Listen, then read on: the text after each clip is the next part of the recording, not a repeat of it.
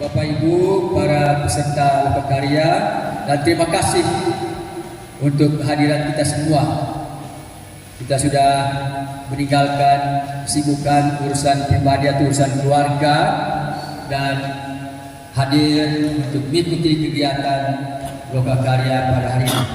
Dan secara khusus juga saya menyampaikan terima kasih untuk Bapak Ibu yang telah mengisi Google Form, formulir yang diberikan oleh Romo Frans untuk kepentingan analisis kebutuhan pelayanan seorang pemimpin umat di paroki.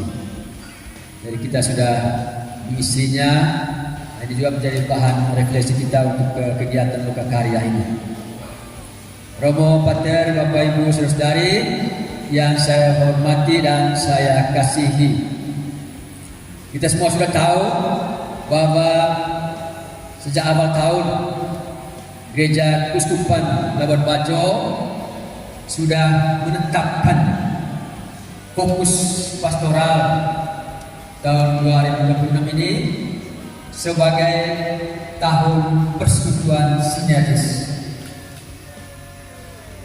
Salah satu program kegiatan mengisi tahun persekutuan sinergis ini adalah workshop atau lokakarya kepemimpinan sinodal. Ada begitu banyak program kegiatan yang lain, tapi salah satunya adalah lokakarya kepemimpinan sinodal. Dan hari ini kita melaksanakan kegiatan lokakarya yang sebenarnya program kegiatan ini dilaksanakan pada triwulan pertama, triwulan 1, yaitu Januari sampai dengan Maret. Itu dalam tahapan pelaksanaan program pastoral tahun persekutuan sinergis yang sudah dirancang oleh tim Puspas Keuskupan Labuan Bajo. Jadi sebenarnya kegiatan hari ini itu sudah dilaksanakan pada triwulan 1, tapi karena berbagai alasan, ya ada kesibukan menyiapkan perayaan Paskah, kemudian juga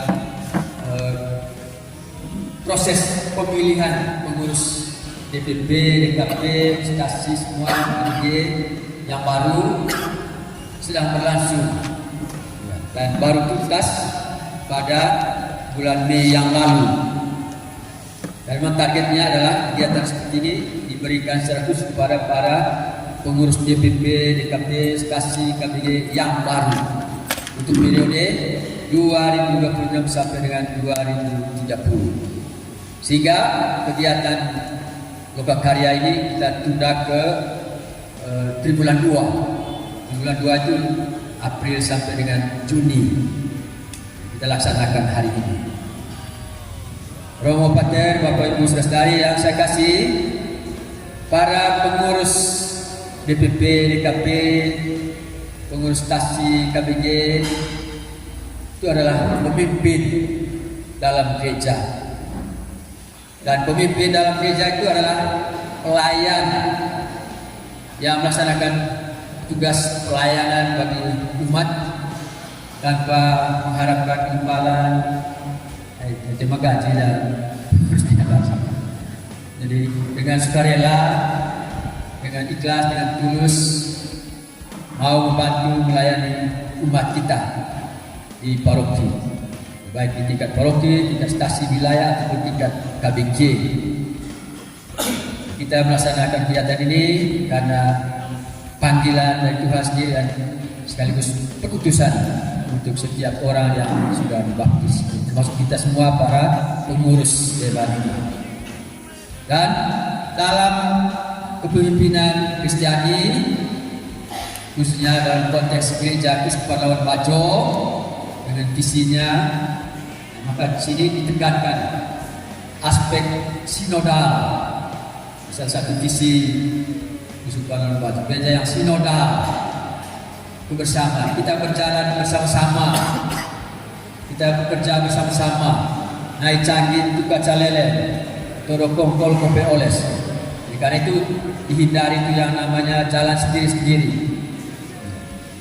atau kerja sendiri-sendiri, tapi harus selalu menunjukkan kebersamaan. Demikian juga penting kepemimpinan Kristiani itu yang bersifat suportif, saling mendukung satu dengan yang lain di antara para pengurus DPP, DKP dan seterusnya, dan juga para pengurus DPD dengan umat harus saling mendukung dan juga harus berpartisipasi secara aktif. Dan kepemimpinan yang partisipatif, semua ikut terlibat, semua ikut ambil bagian dalam setiap program pastoral yang dilaksanakan di tingkat paroki, di stasi wilayah ataupun di KBG.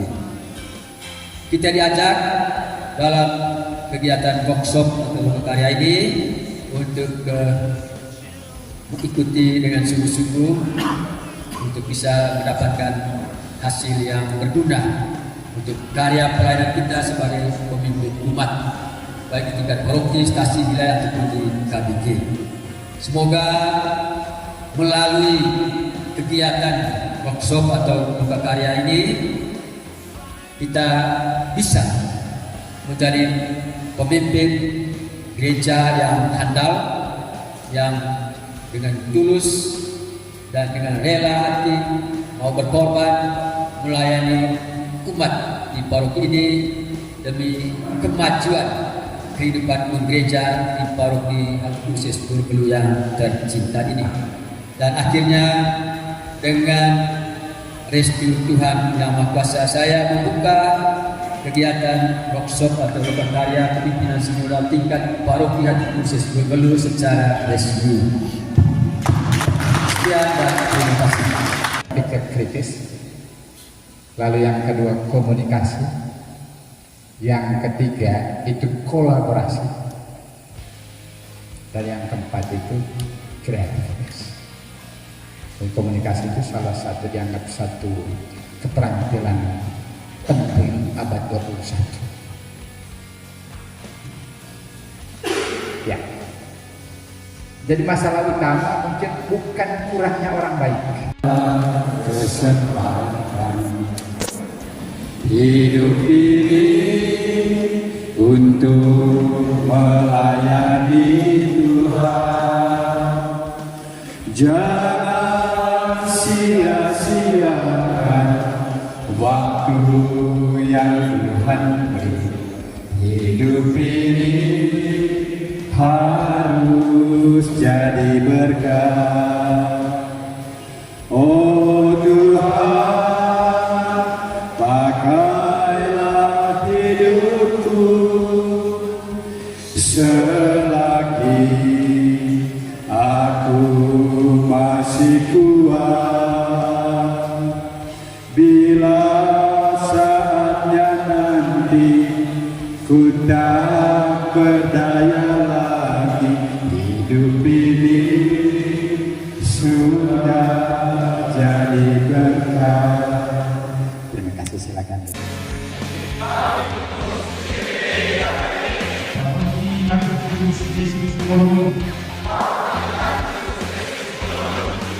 Semua orang yang